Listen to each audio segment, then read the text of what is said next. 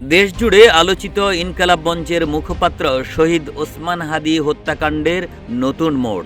শহীদ ওসমান হাদী হত্যার তদন্তে জাতিসংঘের মানবাধিকার বিষয়ক হাই কমিশনারের কার্যালয়ে প্রস্তাব দেওয়ার সিদ্ধান্ত নিয়েছে অন্তর্বর্তীকালীন সরকার।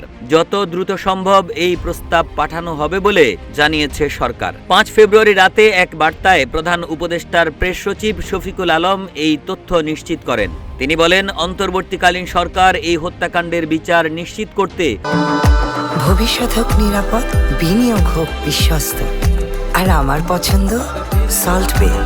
ওয়েলকাম টু সল্ট বে। পূর্ণ ন্যায় বিচারের অঙ্গীকারে অবিচল রয়েছে। একই সঙ্গে জাতিসংঘের অধীনে যে কোনো নিরপেক্ষ তদন্ত প্রক্রিয়ায় সর্বাত্মক সহযোগিতার আশ্বাসও দেওয়া হয়েছে।